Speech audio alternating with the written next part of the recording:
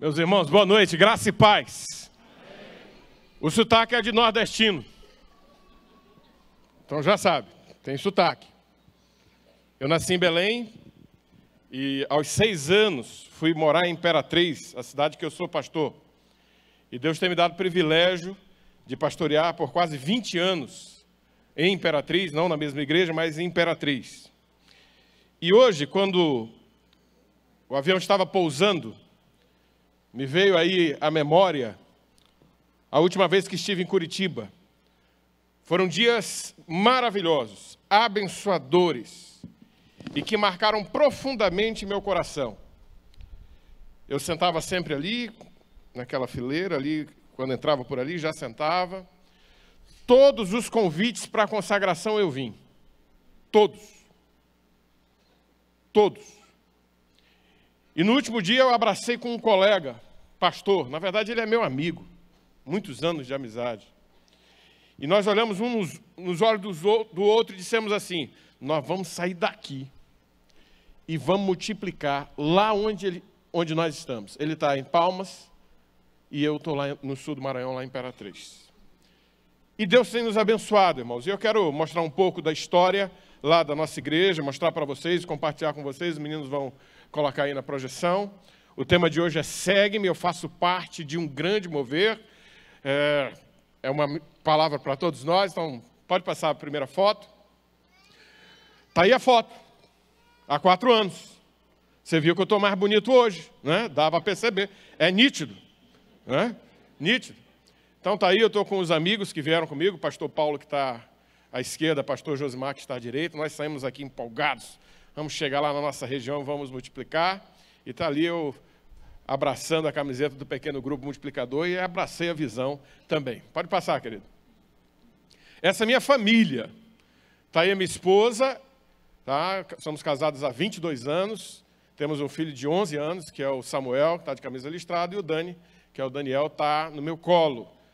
A minha esposa, os médicos disseram que ela não poderia ter filho, mas esses 2 meninos saíram da barriga dela, porque é milagre de Deus. Quando Deus põe a mão, faz. Faz. Então está aí, essa é a minha primeira igreja. Se eu não multiplicar aí, se eu não abençoar aí, se eu não orar aí, não adianta, não adianta. Então é aí que eu gasto bom tempo da minha vida de multiplicador, com essa mulher que me encoraja, está assistindo a gente agora, com esses meninos que me incentivam, que oram por mim e que de vez em quando dão aquela reclamada: papai, fica um pouquinho com a gente, brinca um pouquinho com a gente, né? E aí a gente para tudo, para ficar com eles. Prosseguindo, tem o prédio da igreja. Então você está percebendo que a minha igreja não é uma igreja quadrada. Né? É uma igreja redonda. Mas é só o prédio. Eu quero mostrar o pessoal que está lá dentro, que essa que é a igreja de verdade. Nesse dia foi marcante. Antes de vir para cá, nós iniciamos o projeto de discipulado de retorno aos lares. Nesse dia, nós éramos entre 180 e 200 pessoas, espremidos numa área pequena, de um local, porque o nosso templo estava reformando, num local perto do nosso templo. E nesse dia, está lá eu no meio com a mão erguida, orando, consagrando 8 casas, Tunala, 8 casas. Começando os pequenos grupos multiplicadores. Nós passamos 4 meses na minha casa, treinando os líderes lá no protótipo. E nesse dia nós começamos. Foi um dia maravilhoso, porque é o início sempre é bênção. E a próxima foto é um domingo normal na igreja. Hoje nós estamos chegando a 750 congregados, irmãos, em 4 anos e meio. E aí eu estava fazendo os cálculos, tem os cálculos que as pessoas fazem, nós adquirimos 350% de congregados. Gente que veio através das casas e do discipulado. E eu tenho vivido um tempo, irmãos, que estou buscando agora a conversão todos os dias, porque graças ao nosso bom Deus, todas as semanas tem gente se convertendo lá na nossa igreja. Glória a Deus por isso. Então vamos prosseguir as fotos. Esse aí é o prédio. Essa foi a nossa primeira multiplicação. Saímos de 8, fomos para 12, 13 PGMs. Pode passar. Essa foi a segunda multiplicação, nós fomos para 22 PGMs.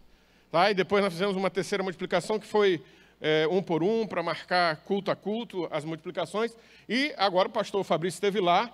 Essa é a nossa 4ª multiplicação. Nós chegamos a 42 pequenos grupos multiplicadores.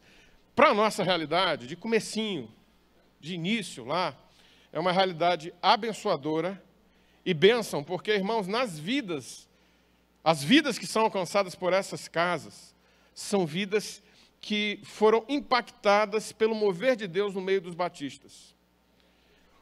Deus tem nos falado, irmãos, e Deus tem nos mostrado um tempo de avivamento. Um tempo de voltarmos à palavra, voltarmos aos princípios da palavra. E com isso, irmãos, voltando a esses princípios, voltarmos a estar mais perto de Deus, mais perto da sua palavra e também mais perto de gente.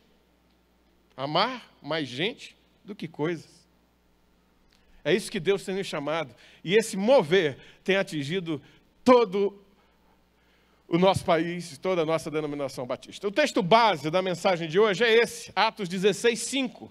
Você pode ler na sua Bíblia e pode ler também na projeção. O texto diz: assim as igrejas foram fortalecidas na fé e cresciam em número cada dia. Cada dia elas cresciam em número.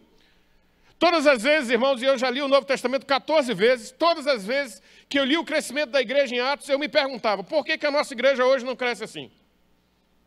E esse questionamento me angustiava, porque eu pastoreava igrejas que não cresciam.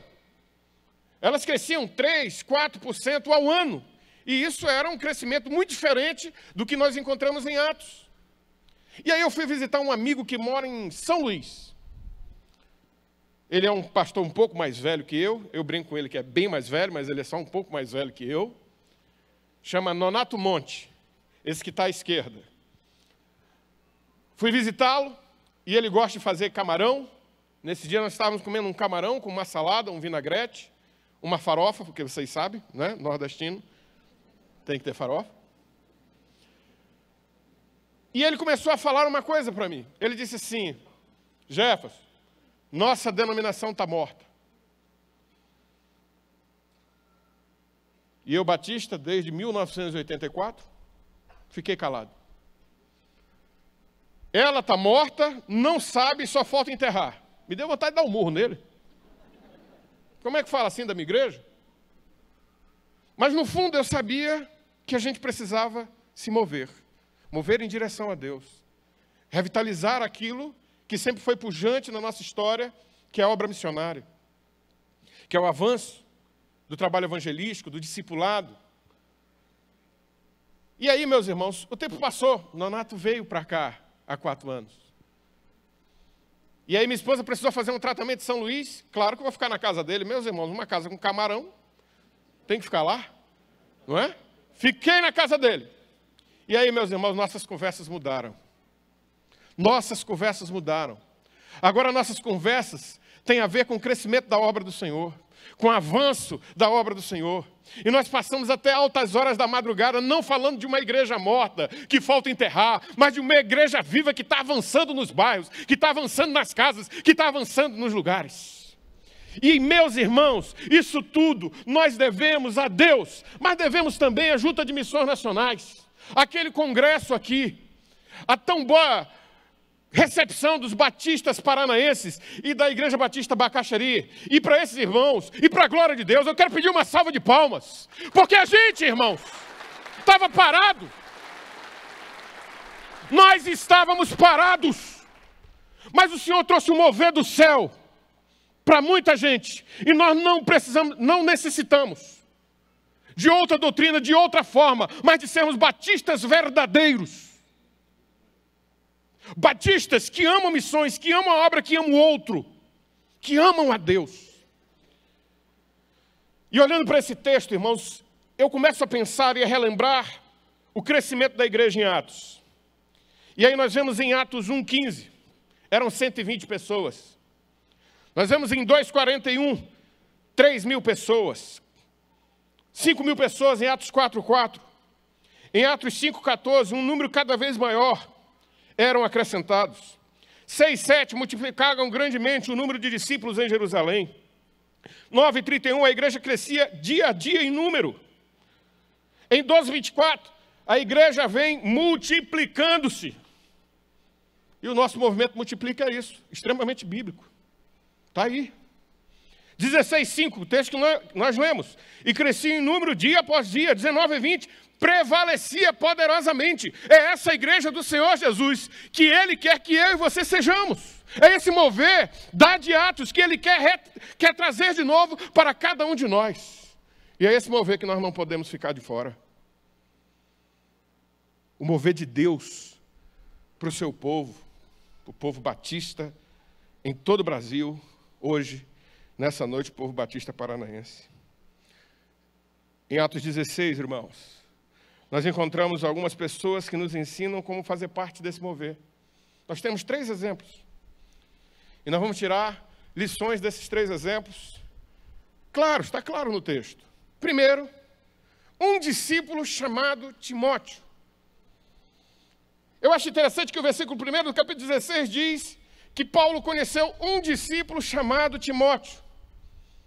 Não era pastor Timóteo, não era bispo Timóteo, não era irmão Timóteo, não era membro de igreja Timóteo. Era um discípulo chamado Timóteo. Timóteo, irmãos, foi muito bem criado por sua mãe e por sua avó, mostrado claramente nas cartas paulinas. Timóteo foi adotado pelo apóstolo Paulo para ser pastor e depois bispo de igrejas. Timóteo foi discipulado pelo apóstolo Paulo, e nós vemos Timóteo de tão grande importância que 2 epístolas foram escritas para ele. Quando Paulo escreve aos Coríntios, ele se refere como meu filho amado. Quando escreve aos Filipenses, ele diz que não há ninguém que tenha uma mentalidade tão afim à sua, igual à sua. Então ele era um verdadeiro discípulo de Jesus. É bem provável que o Paulo olhava para Timóteo como seu sucessor. E meus irmãos, dessa história de Timóteo, neste capítulo, nós tiramos 3 lições maravilhosas. A primeira é que verdadeiros discípulos caminham em direção à vontade de Deus. Eles buscam negar-se a si mesmo e vivem sempre na luta. Timóteo, irmãos, era conhecido como discípulo.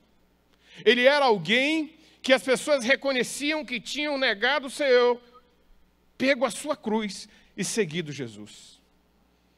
Como é que você tem sido reconhecido aonde você vive? Dentro da sua família, aonde você trabalha, aonde você estuda? Será que as pessoas têm reconhecido você como um verdadeiro discípulo de Jesus? É interessante ver que Lucas crava, Lucas escreve, Lucas mostra que Timóteo era um discípulo de verdade. Nós olhamos para Timóteo e vemos também que, ao olharmos para o Novo Testamento, nós encontramos as orientações de sermos verdadeiros discípulos: humildade, quebrantamento, sede de Deus, rendição, entrega. E aí nós olhamos em Mateus 10:39, o Senhor Jesus nos dizendo: quem achar a sua vida, perdê-la-á, e quem perder a sua vida por amor de mim, achá-la-á. Nós vemos Paulo escrevendo aos Filipenses, no capítulo 2, versículo 13, porque Deus é o Deus que opera em vós, tanto querer como efetuar, segundo a sua boa vontade. Verdadeiros discípulos entregam a vida para Deus guiar. É Ele que opera em nós. Irmãos, nós somos apenas instrumentos. Nós somos apenas vasos na mão do oleiro. Nós somos pessoas que estão pegando a onda de Deus, estão sendo movidas pelo Espírito de Deus. E Timóteo tinha essa característica. Negar-se a si mesmo, para muitas pessoas, parece ser uma coisa oposta a alegrias da vida. Mas a maior alegria que um discípulo tem é de ser diferente, porque agrada ao Senhor. Quero citar alguém muito conhecido de vocês, pregando no Congresso Multiplique Nacional ano passado. O pastor Silvado citou essa frase: discipulado é uma experiência pessoal que Jesus nos liberta de nossas barreiras e nos enche dele. Ele falou isso, escrevi no meu bloco de anotações e apliquei para mim. E aí, meus irmãos, que experiência pessoal eu preciso negar? Que experiência pessoal eu preciso ser liberto? que está me causando barreiras e está me impedindo de estar nesse mover de Deus, de dizer, eu também faço parte desse mover. Quando eu entender isso, tirar isso, eu vou me encher de Deus. E isso é ser um discípulo de Jesus, estar cheio de Deus. Verdadeiros discípulos, irmãos, dão bom testemunho. O versículo 2 diz que Timóteo era conhecido na sua cidade e na outra cidade, perto da sua cidade. Quando nós lemos o versículo 2, nós encontramos que os irmãos de Listra e Icônio davam bom testemunho dele. Um verdadeiro discípulo de Jesus, irmãos, tem bom testemunho. E por onde passa ele é sal e luz. Um dos maiores problemas das pessoas entrarem no mover de Deus, caminharem no mover de Deus, é aonde eles estão, mudarem o estilo de vida. Serem cristãos não apenas nominais, mas verdadeiros, que testemunham e fazem aquilo que Deus manda. Estamos vivendo um tempo de esfriamento espiritual, onde o nada a ver é o mote, é a frase que leva muita gente a ficar distante de Deus. Ah, Deus não gosta disso. Deus não quer isso. A relação com Jesus e seus discípulos é a relação de talmidim. Você quer ser igual a mim? Me siga. Isso é ser um discípulo. Jesus nos diz, se alguém quiser vir após mim, negue-se a si mesmo. Tome a sua cruz e siga-me. Verdadeiros discípulos entendem que existem sacrifícios diante do mover. E aí eu quero abrir um parênteses para voltar um pouquinho nos 4 anos. Abracei meu amigo, pastor Josmar. Olhando nos olhos dele, eu disse, nós vamos multiplicar. Fiquei aqui no sábado um pouquinho, o congresso terminou na sexta, meio-dia. Fiquei sexta toda, estava numa casa de um paranaense, muito gente boa, hospedeiro. E no outro dia peguei o avião e cheguei por volta de 22 horas na minha casa. Cheguei tão empolgado que nem desarrumei as malas. Comecei a falar para minha esposa, meu amor, nós vamos multiplicar. O negócio vai mudar aqui em casa. O negócio vai mudar na nossa igreja. Nós vamos avançar, nós vamos avançar, nós vamos avançar. A conversa foi entrando e nós fomos fazendo planos. Nós fomos vibrando com aquela empolgação do congresso. Mas quando deu 0 horas e 30 minutos, minha esposa começou a ter uma convulsão. E ela estava tendo um acidente vascular cerebral. Minha esposa, naquela noite, foi para a UTI de um hospital. Passou quase 3 dias na UTI. 18 dias no hospital. Ficou movendo só os olhos durante o tempo do hospital. Ela teve que reaprender a comer, a falar, a andar, a se equilibrar. Mas quando eu entrei na UTI, meus irmãos, na minha segunda visita, que ela já começou a movimentar um pouco os lábios, ela olhou para mim, com os olhos cheios de lágrimas, mas cheios de fé, e disse, não pare. Não pare. Eu saí daquela UTI com uma certeza. E eu fiz uma oração. Deus, se não é para parar, o Senhor não vai levar minha esposa. Passou 3 dias sem a pressão baixar, meus irmãos. Os médicos não sabem explicar como ela não teve outro AVC. Mas eu sei explicar. Foi o poder de Deus. Fomos em vários médicos, e eu já contei, 14. Todos eles dizem que o AVC que ela teve no tronco do cerebelo era para matar, mas ela está vivinha lá assistindo a gente, criando meus filhos e sendo minha companheira. E algumas vezes, irmão, ser discípulo de Jesus é passar por sacrifícios. E até quando a coisa está difícil, quando a coisa está complicada, continuar fazendo a obra do Senhor. E eu quero contar a história de 3 mulheres. Irmã Vani, que vai aparecer aí, que está à esquerda. Irmã Vera Lúcia e essa menina que eu estou abraçando, que é minha esposa. Irmã Vani, o marido teve um ataque fulminante no coração no culto de domingo à noite. Ficou viúva num culto. No dia do velório, no culto fúnebre, ela disse, meu marido gostava tanto do Senhor e da obra do Senhor, que ele morreu na casa do Senhor. Naquele domingo, a gente tinha celebrado uma multiplicação de PGM, no domingo que ele morreu. E eles ainda não tinham aberto suas casas. E eu abri e naquele almoço, que era um almoço de muitas famílias juntas, para experimentarem mais uma vez a comunhão, eles tinham decidido abrir a sua casa, para abençoar pessoas. Mas aprove de noite o Senhor o levar. Irmã Vani, depois de 2 meses de luto, me procurou. E disse assim: pastor, eu podia estar curtindo a minha viuvez. Mas pastor, eu acertei com meu marido e eu quero honrar a memória dele. E quero glorificar o meu Deus, eu quero abrir a minha casa. Hoje a irmã Vani cuida de 9 senhoras da idade dela. E já ganhou 2 pessoas para Jesus nesses últimos 2 anos. A irmã Vera Lúcia, que não é membro da minha igreja. A Vera Lúcia é membro da Igreja Batista Central de Santo André. Eu e o Fabrício conhecemos, o pastor Tunala também a conheceu.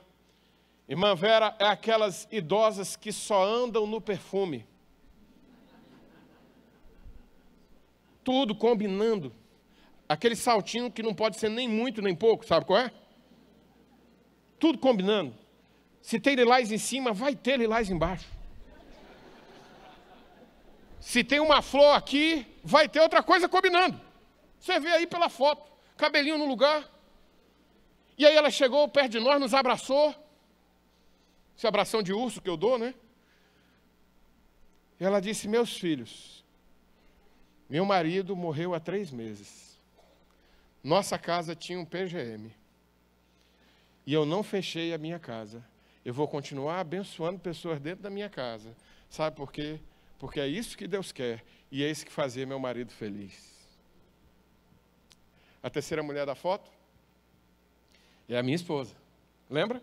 Reaprendeu a andar, reaprendeu a falar, reaprendeu a muitas coisas, fazer as coisas de casa, cuidar da gente. E aí, meus irmãos, esse ano, ela disse no começo do ano: quero voltar a ser líder de PGM. Disse: mulher, tem certeza? Quero voltar a ser líder de PGM. E numa multiplicação de um PGM de senhoras, ela assumiu a liderança. E lá a gente apelida os PGMs. A gente dá apelido para os PGMs. Lá na igreja que eu sou pastor, tem PGM que parece uma dinastia. Né? Tem o bom demais, que é realmente um PG bom demais. Tem o PG tudo de bom. E para completar, tem o PGM, ele continua sendo bom. E aí, eu disse: Debinha, tem que achar um apelido para o seu PGM. E ela disse assim: o apelido do meu PGM, o nome do meu PGM, vai ser Mulheres Multiplicadoras. Eu disse: tudo isso aí? Ela disse: tudo isso. Porque eu não posso entrar para ser mais um. Eu tenho que entrar para fazer a diferença. Minha esposa, irmãos, andava só comigo. Depois o tratamento dela evoluiu para um andador. E agora ela está andando de bengala. E esse momento de bengala é um momento de crise. Porque meu filho caçula disse: papai, agora ela está perigosa. E ele só tem 4 anos. Ele nem sabe do que eu já escapei. Então lá, meus irmãos, não se deixaram vencer pela viuvez, pela morte do cônjuge, pela doença. Elas estão nas casas abençoando pessoas. E tem muita gente querendo desistir de PGM. Tem muita gente que não quer abrir a sua casa. Tem muita gente que está com preguicinha disso e daquilo. E a obra do Senhor e o mover de Deus está acontecendo. Eu vim lá do Maranhão para dizer para você que o Senhor vai se incomodar aqui. Pode vir, que Ele vai falar com você. E você vai entrar nesse mover. Louvado seja o Senhor. Olha as perguntas aí. Tenho vivido como um discípulo de Jesus, como Timóteo foi? Tenho dado bom testemunho?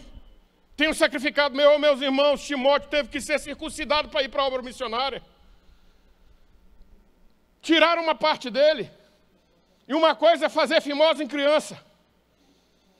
Pergunte aí para o seu marido se ele quer. Mas Timóteo, por ser filho de uma mulher judia, ele ia trabalhar com a comunidade judaica e ele tinha que passar por aquilo. Em algum momento, para ser verdadeiro discípulo de Jesus, tem que tirar uma parte da gente. Talvez não um pedaço do corpo, mas uma coisa que a gente gosta. Será, meus irmãos, que temos vivido como discípulos de Jesus? Tenho sido reconhecido como discípulo de Jesus para a minha comunidade? Tenho disposição de vivenciar alguns sacrifícios desse mover? Esse é o nosso primeiro personagem. Nosso segundo personagem, meus irmãos. Lídia, uma mulher convertida que abre a sua casa. Versículo 15 do capítulo 16 diz: tendo sido batizada, bem como os da sua casa, ela nos convidou dizendo: se os senhores me consideram uma crente no Senhor, venham ficar em minha casa. E nos convenceu. Algumas versões dizem, e ela nos impeliu. O verso 14, irmãos, do capítulo 16, diz que Deus abriu o coração de Lídia.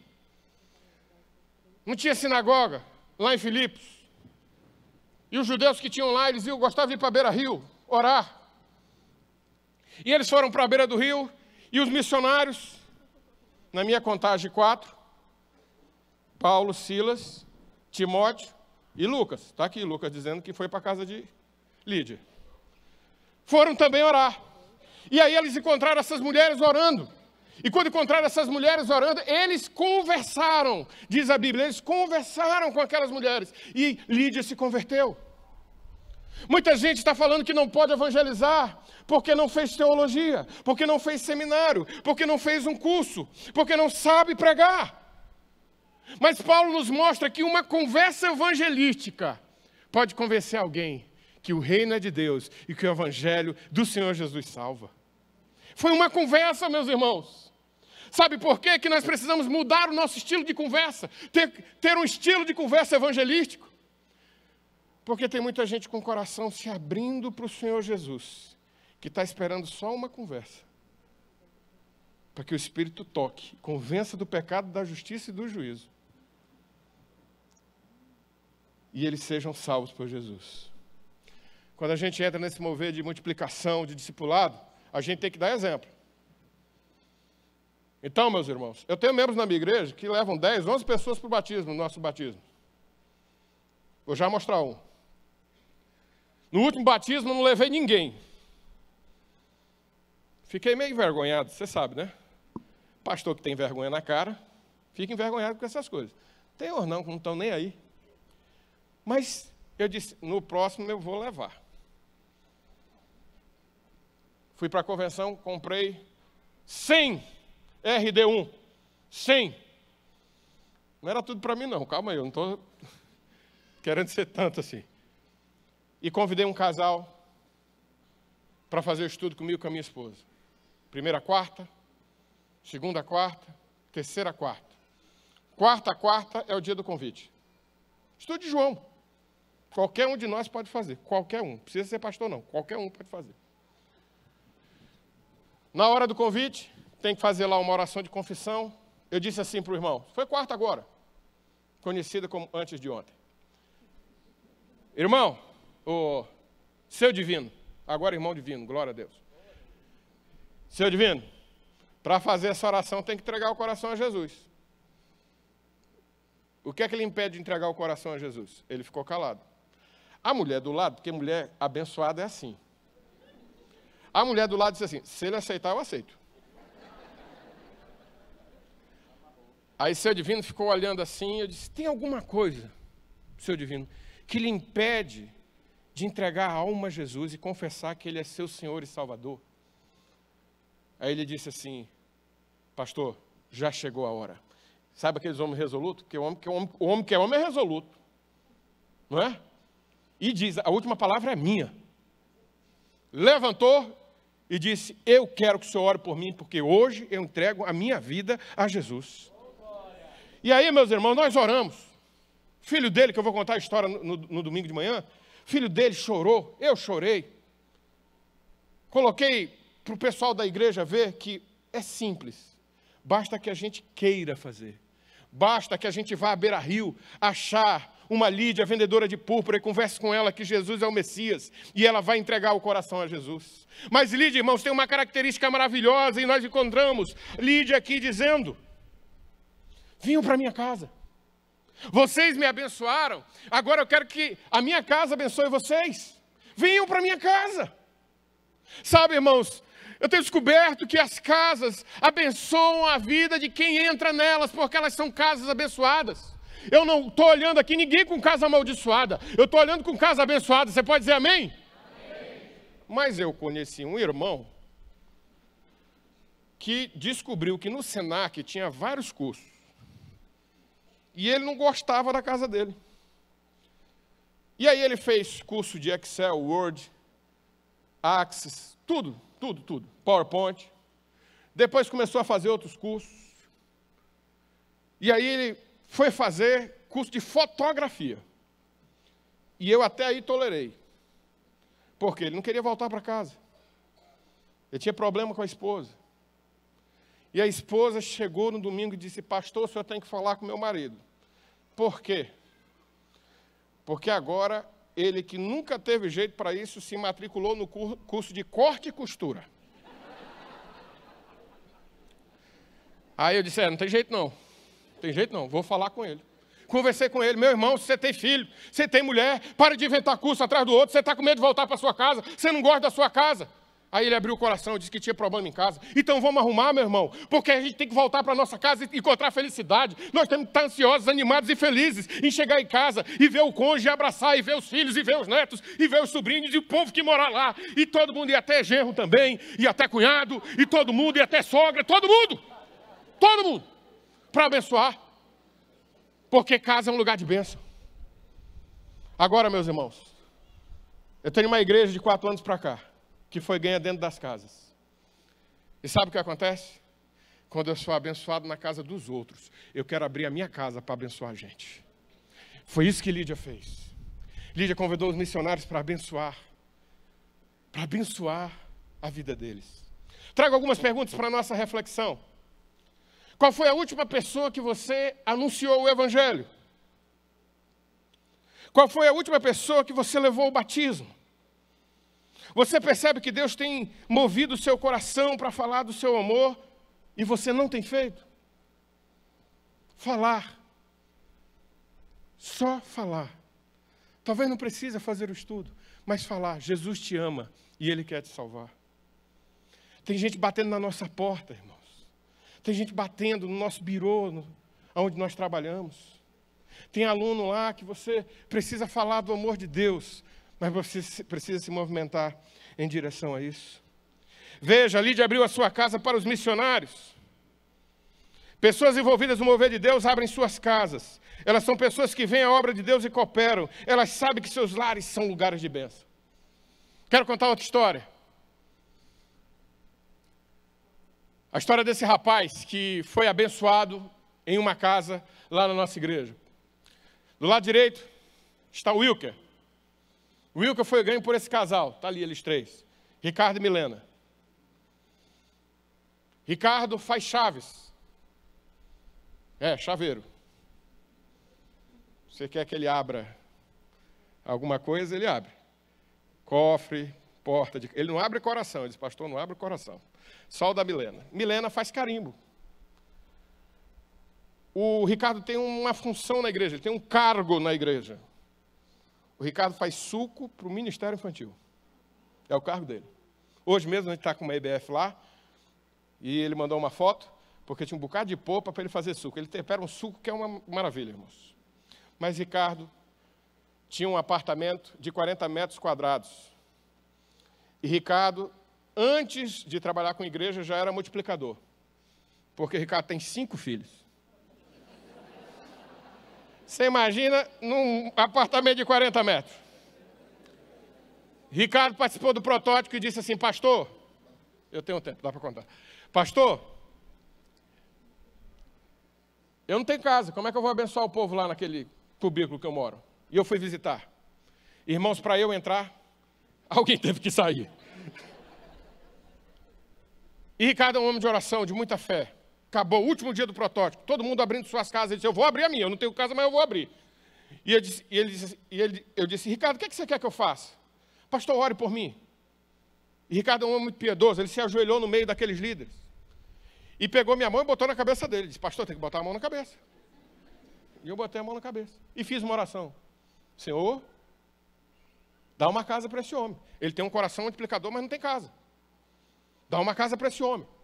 Um mês depois, Ricardo chega com a escritura da casa dele, com 5 quartos, 4 quartos. Hoje tem 5 que ele fez uma reforma. 4 quartos. Uma garagem imensa. Uma cozinha dessas de Goiânia, atrás, imensa. Pastor, estou preparado. O povo vai e eu vou multiplicar. Porque Deus sabe do meu coração e Ele me deu uma casa porque eu quero multiplicar. Aqui tem gente que tem casa. Apartamento. Sofazão de R$5.000.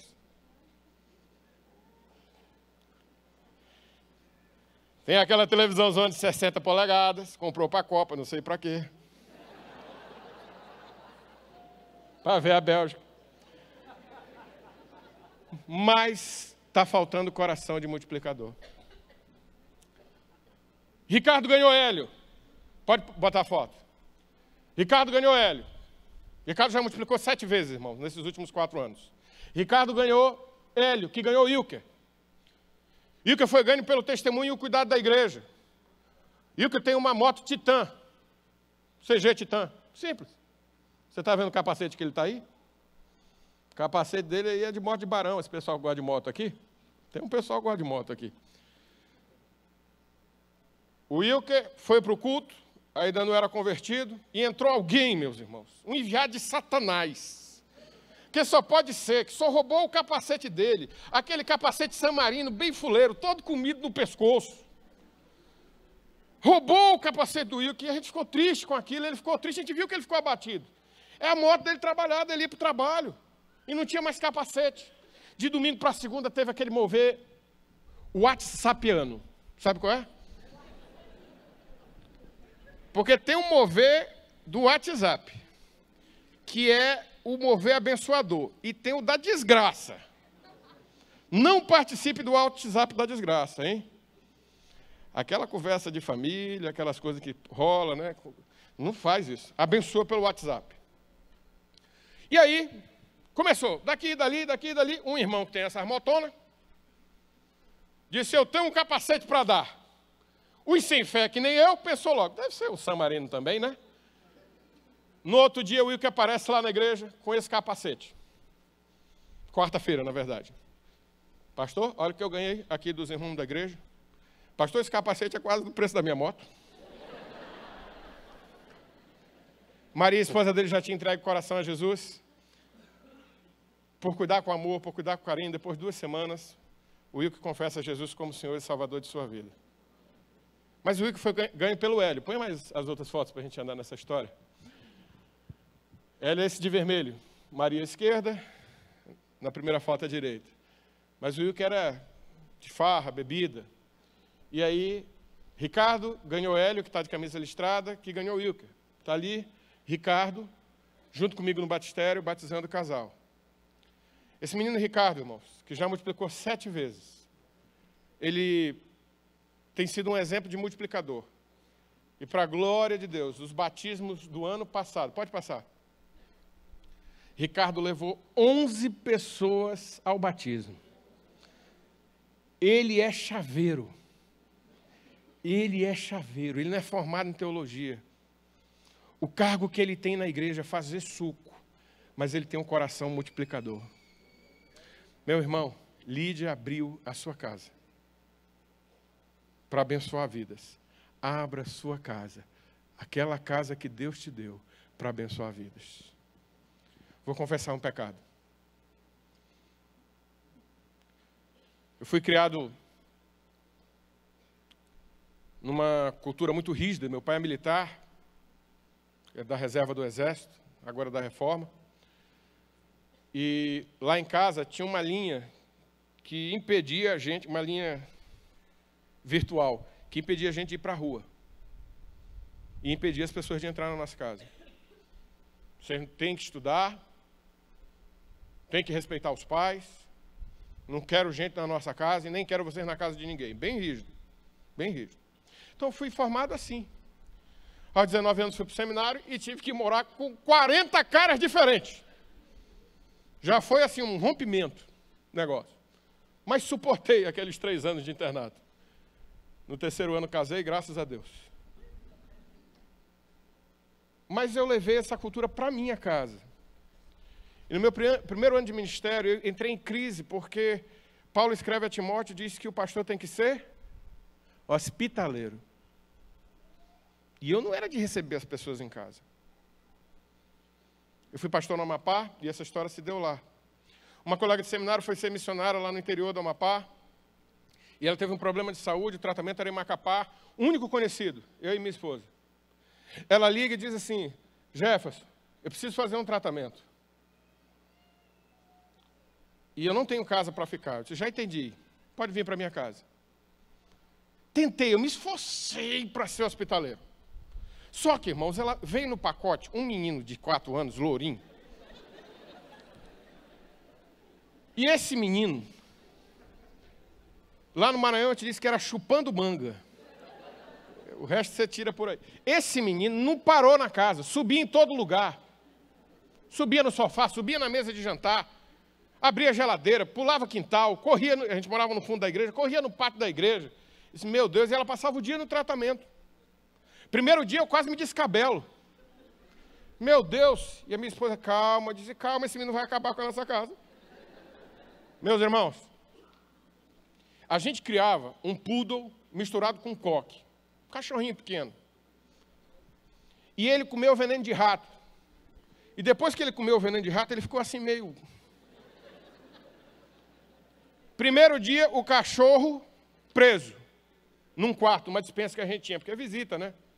O cachorrinho é nosso, para não o pessoal ficar constrangido. Sem querer, irmãos. Eu com certeza foi sem querer. Eu fui pegar uma coisa na despensa, o cachorro saiu. Quando o cachorro saiu, o menino correu para cima do sofá, passou o dia todinho lá. Eu disse: Senhor, muito obrigado.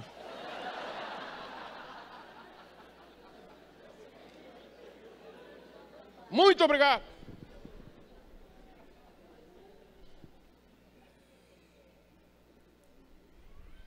Sete dias com o menino em cima do sofá. A missionária foi embora. Quando ela foi embora, quando ela chegava, eu prendi o cachorro. Muito cara de pau, eu, né?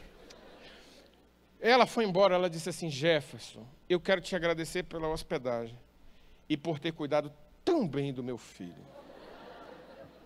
Meus irmãos ficou com vergonha. Mas eu não mudei. Vim para o Maranhão, e aí Deus falou no meu coração: tem que mudar. E agora você vai trabalhar com a igreja nas casas. Sua casa tem que ser exemplo, tem que receber o povo. Minha esposa inventou de comprar um jogo de jantar de 8 cadeiras, dessa que não é a gente que procura a comida, não é a comida que procura a gente.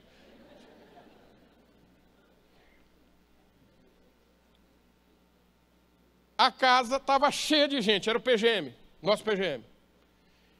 E tinha uma família lá que estava meio afastada de igreja, e o povo da família dele convidou para ir para o nosso PGM, só que agora não era só um lourinho, eram 2. Conjunto de jantar, uma maravilha, meus irmãos. Bonito. Paguei de 24 vezes. O menino com um tênisão encardido da escola, pulando de poltrona para poltrona. Tum, tum. E da onde eu estava, onde o PGM estava sendo realizado, só eu vi aquilo. Eu disse... Eu tentando cantar e o menino pulando. Eu tentando orar e o menino pulando. Eu disse: Debinha, assume aqui. Débora ficou na posição que eu estava. Eu peguei o menino e disse carinhosamente: meu filho, isso aqui não é para andar, é para sentar. E coloquei o menino sentado. O menino botou um olhão desse tamanho para mim. E minha esposa viu. E marido que teme ao Senhor ouve a esposa. As irmãs digam pelo menos amém. Acabou o PGM. Deus já vinha trabalhando no meu coração e nesse dia fechou a tampa. Ela disse assim: Jefferson, se você quer trabalhar com gente, não ame coisas, ame pessoas. Quando nosso ministro de música falou, eu me lembrei da minha história. Meus irmãos, Lídia abriu a sua casa e abençoou a gente. A nossa casa é para ser aberta, para abençoar pessoas. Nossa casa foi um presente de Deus para abençoar a gente. E esse mover de Deus, que está espalhado pelo Brasil, é para abençoar todo o Paraná, toda Curitiba, mas a gente olhando para as pessoas e tudo que Deus nos deu para abençoar pessoas, porque meu jogo de jantar não vai para o céu, mas aqueles 2 meninos que hoje são adolescentes, que são parceiros do PGM do meu filho lá na minha casa, que eu continuo recebendo toda segunda-feira. São meninos que não estão indo para as drogas, que não estão indo para a prostituição, mas estão sendo abençoadas lá dentro da minha casa. Sabe, meus irmãos, nós precisamos ouvir que Deus está fazendo mover, mas nós precisamos fazer parte desse mover. O que é que Ele impede? O que é que Ele impede de fazer parte desse mover? Baixe sua cabeça agora, em nome de Jesus.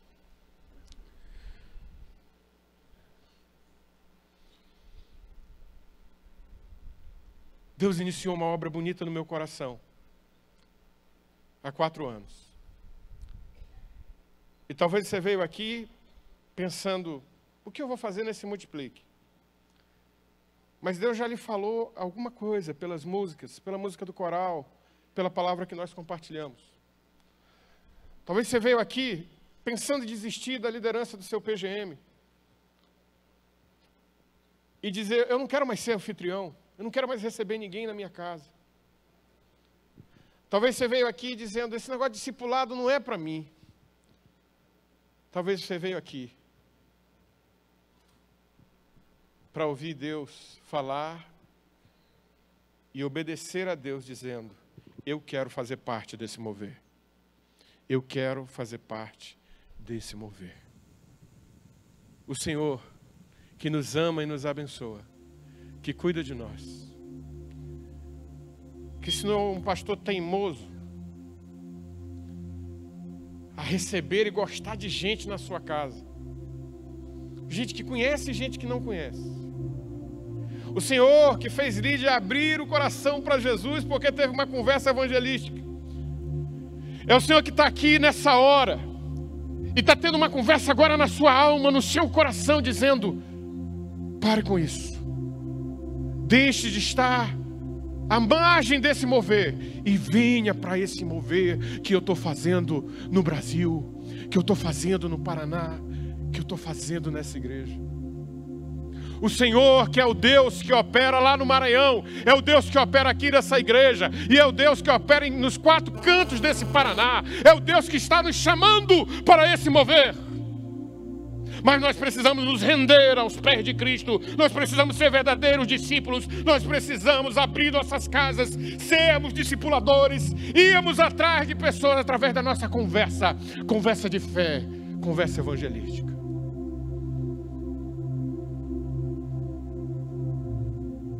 Você pode dizer, eis-me aqui?